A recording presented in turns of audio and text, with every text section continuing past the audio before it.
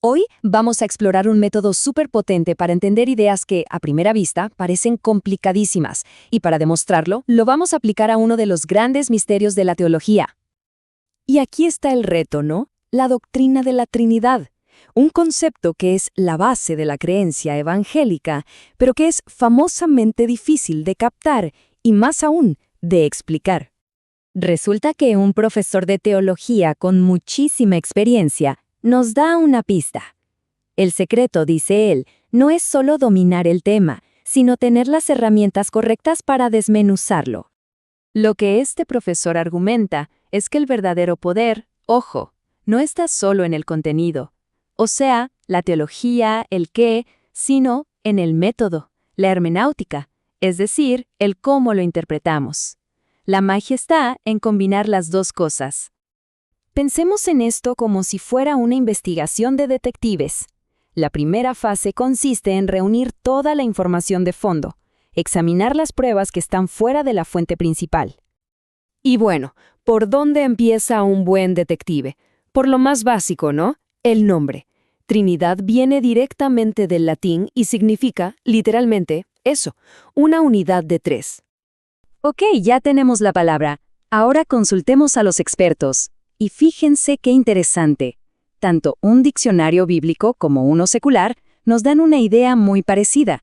Hablan de tres personas distintas que coexisten en un único ser divino. Siguiendo con nuestra investigación, la siguiente pista es histórica.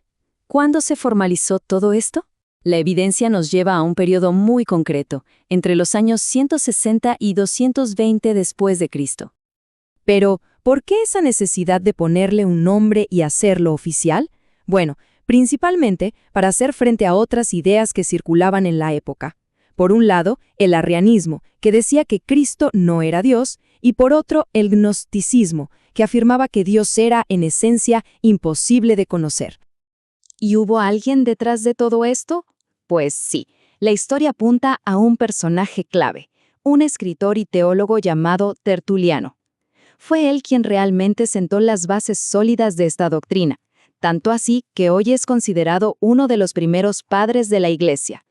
Muy bien, ya hicimos el trabajo de campo, por así decirlo.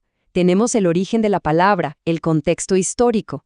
Ahora toca la parte crucial, ir directo a la fuente, al texto mismo, usando un juego de reglas muy estricto.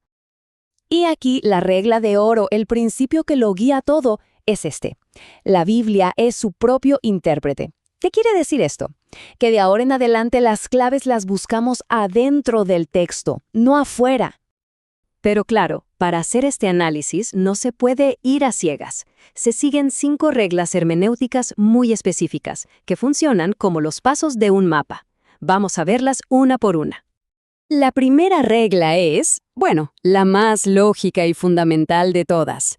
Hay que leer el texto en su sentido más simple y directo, tal cual está escrito, sin buscarle significados ocultos donde no los hay. Un ejemplo clarísimo es Mateo 28, en la famosa Gran Comisión. Ahí se nombra literalmente al Padre, al Hijo y al Espíritu Santo, a los tres, en una sola frase, en una sola instrucción. Bien, pero ¿qué pasa si nos topamos con una palabra que no es del todo clara, que suena un poco extraña? Para eso justamente está la segunda regla. Un ejemplo perfecto lo tenemos en la primera carta de Juan. Aparece la palabra verbo. Podría sonar algo abstracto, ¿verdad? Bueno, la regla nos dice que miremos qué más escribió ese autor. Y resulta que el mismo Juan, en su Evangelio, nos aclara que el verbo es el Hijo, el que se hizo carne. Caso resuelto. Llegamos a la tercera regla, y esta es importantísima para evitar uno de los errores más comunes, sacar un texto de su contexto. La idea es sencilla. Siempre hay que leer lo que está antes y lo que está después para captar la idea completa. La cuarta regla es como detenerse un momento y preguntarse, a ver, ¿cuál era la intención principal de este libro en particular? ¿Qué nos quería mostrar el autor? Y es que cada libro tiene su propio enfoque. Los evangelios, por ejemplo, están diseñados para revelarnos a Cristo, al Hijo. Si vamos al libro de los Hechos, el protagonista clarísimo es el Espíritu Santo. Lo mencionan más de 50 veces. Y por supuesto, gran parte del resto de las escrituras se dedica a describir a Dios Padre. Y para rematar, la quinta y última regla. Esta es la que busca la consistencia, la que une todos los puntos. Consiste en encontrar enseñanzas similares en textos de diferentes autores para ver si la interpretación se sostiene. Y esto es lo fascinante. Cuando aplicamos esta regla, vemos que apóstoles como Pedro, Juan y Pablo, cada uno por su lado, enseñaron conceptos que refuerzan esta misma idea del Padre, el Hijo y el Espíritu Santo. Hay una consistencia increíble. Entonces, después de toda esta investigación, ¿cuál es el veredicto?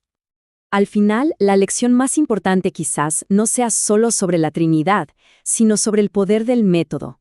Nos enseña a empezar por fuera, con el contexto, para luego sumergirnos en el texto con reglas claras. Es un proceso sistemático, lógico, que nos ayuda a construir una comprensión coherente, paso a paso. Y claro, siempre con una mente abierta y respetuosa. Este enfoque, como vemos, es súper eficaz para la teología, pero nos deja con una pregunta interesante en el aire. ¿Qué otras ideas complejas, ya sea en la ciencia, la filosofía o incluso en el arte, podrían volverse mucho más claras si les aplicáramos un método de investigación parecido a este?